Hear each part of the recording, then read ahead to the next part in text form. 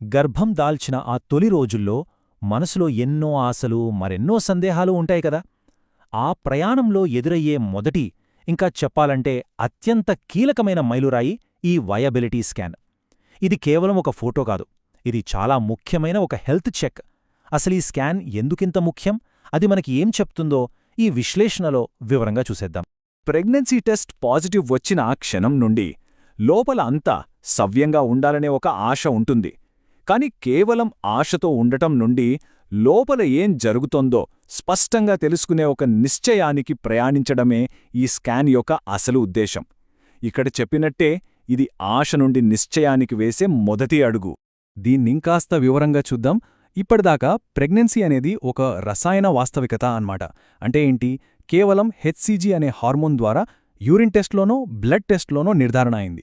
కానీ viability scan దాన్ని ఒక వైద్య వాస్తవికతగా మార్చేస్తుంది. అంటే స్క్రీన్ మీద గర్భం స్పష్టంగా కనిపించడం, అది సరైన చోట ఉందా, ఆరోగ్యంగా ఉందా అని నిర్ధారించడం. ఇదే అసలైన మార్పు. సరే, ఇప్పుడు ఈ స్కాన్ యొక్క అసలు ఉద్దేశమేంటో చూద్దాం. ఇది తల్లి ఆరోగ్యానికి ఎందుకు ఇంత కీలకం, ఎందుకు దీన్ని అస్సలు వదిలిపెట్టకూడని ఒక చెక్ పాయింట్గా భావిస్తారో అర్థం చేసుకుందాం. ఈ మొత్తం స్కాన్ వెనుకున్నవి ముఖ్యంగా రెండు ప్రశ్నలు. మొదటిది, గర్భం సరైన సురక్షితమైన స్థానంలో అంటే గర్భాశయంలోనే ఉందా? రెండవది, ఆ పిండం ఆరోగ్యంగా ఎదుగుతోందా, దానికి గుండె చప్పుడు మొదలైందా? ఈ రెండు ప్రశ్నలకు అవును అని సమాధానం దొరకడమే అతిపెద్ద భరోసా. గర్భమున్న స్థానం ఎందుకంత ముఖ్యమో చెప్పడానికి ఈ విత్తనం నేల పోలిక చాలా అద్భుతంగా పనిచేస్తుంది. ఒక్కసారి ఊహించుకోండి, గర్భాశయం అనేది ఒక సారవంతమైన నేల లాంటిది. ఫెలోపియన్ ట్యూబ్ అనేది ఆ నేలకు విత్తనాన్ని చేరవేసే ఒక పైప్లైన్. విత్తనం నేలలు పడితేనే కదా మొక్కగా పెరిగేది. ఒకవేళ అది ఆ పైపులైన్లోనే ఇరుక్కుపోయి అక్కడే పెరగడం మొదలుపెడితే ఆ పైప్లైన్ పగిలిపోతుంది. ఇది చాలా చాలా ప్రమాదకరం. ఆ ప్రమాదకరమైన పరిస్థితినే మనం ఎక్టోపిక్ ప్రెగ్నెన్సీ అంటాం. అంటే గర్భం గర్భాశయం బయట సాధారణంగా ఫెలోపియన్ ట్యూబ్లో ఏర్పడటం. ఇది తల్లి ప్రాణాలకే ప్రమాదం తెచ్చిపెట్టగల ఒక మెడికల్ ఎమర్జెన్సీ. అందుకే ఈ స్కాన్ ద్వారా గర్భం సరియైన చోట ఉందో లేదో వీలైనంత త్వరగా నిర్ధారించుకోవటం ఒక రకంగా జీవన్మరణ సమస్య. ఇక ఈ స్కాన్ వల్ల కలిగే రెండో ముఖ్యమైన ప్రయోజనం డెలివరీ డేట్ను చాలా ఖచ్చితంగా తెలుసుకోవడం.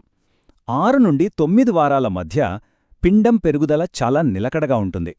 ఆ సమయంలో క్రౌన్ ర్యాంప్ లెంగ్త్ అంటే CRL అనే కొలత ద్వారా డెలివరీ డేట్ను కేవలం 3 నుండి 5 రోజుల తేడాతో అంచనా వేయొచ్చు. ఈ ఖచ్చితత్వం ప్రెగ్నెన్సీలో ముందు సరైన వైద్య నిర్ణయాలు తీసుకోవడానికి చాలా అవసరం. సరే, ఈ స్కాన్ ఎందుకు ముఖ్యమో మనకు బాగా అర్థమైంది కదా. ఇప్పుడు అసలిది ఎలా జరుగుతుంది, ఇంకా ఉత్తమ ఫలితాల కోసం ఎలాంటి జాగ్రత్తలు తీసుకోవాలో చూద్దాం. టైమింగ్ ఇది చాలా ముఖ్యం. ఈ స్కాన్ను ఆదర్శంగా 7వ వారంలో చేయించుకోవాలి. ఎందుకంటే 5వ వారంలో అంటే మరీ తొందరగా వెళ్తే పిండం చాలా చిన్నగా ఉండి సరిగా కనిపించకపోవచ్చు.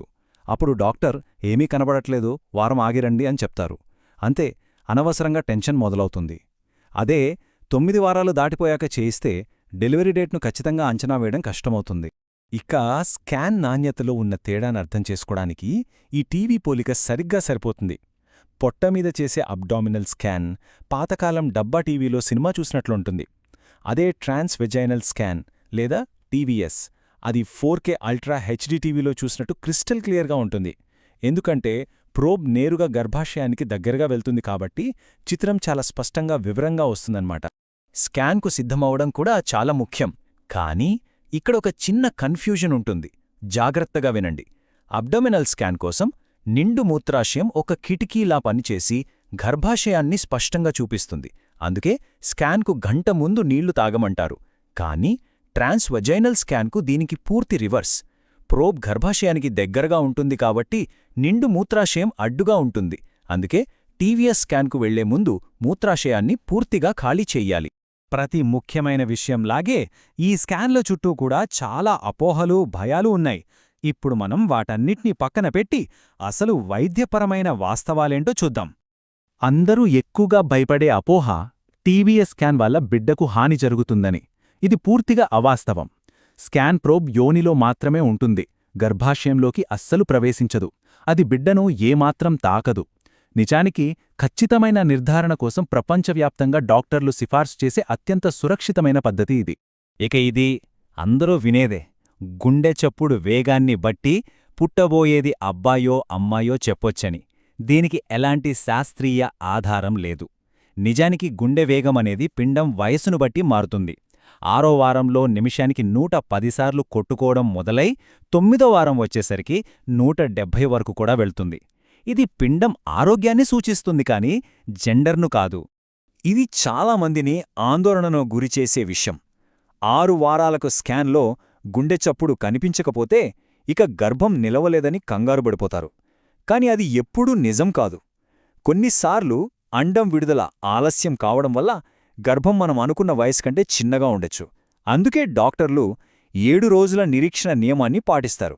అంటే 1 వారం ఆగి మళ్లీ స్కాన్ చేసి పిండం పెరుగుదలను నిర్ధారిస్తారు. సరే, ఇవన్నీ పక్కన పెడితే ఈ స్కాన్ ఇచ్చే ఆ పాజిటివ్ ఫీలింగ్, ఆ అపారమైన భరోసా గురించి ఇప్పుడు మాట్లాడుకుందాం. 6-7 వారాల నాటికి పిండం గుండె వేగం నిమిషానికి 100 బీట్స్ కంటే ఎక్కువగా ఉందంటే అది గర్భం ఆరోగ్యంగా ముందుకు సాగుతుందనడానికి అత్యంత బలమైన సంకేతం.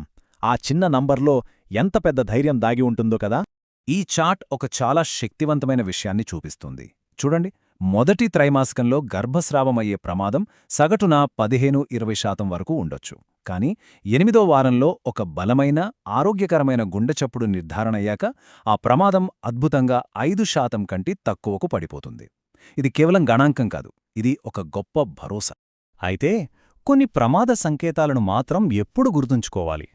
పీరియడ్ వచ్చినట్టుగా అధిక రక్తస్రావం, పొత్తికడుపులో ఒక వైపు మాత్రమే తీవ్రమైన నొప్పి, లేదా పడుకున్నప్పుడు భుజం కొనలో పదునైన నొప్పి, ఇలాంటి లక్షణాలు కనిపిస్తే అస్సలు ఆలస్యం చేయకుండా వెంటనే వైద్య సహాయం తీసుకోవాలి.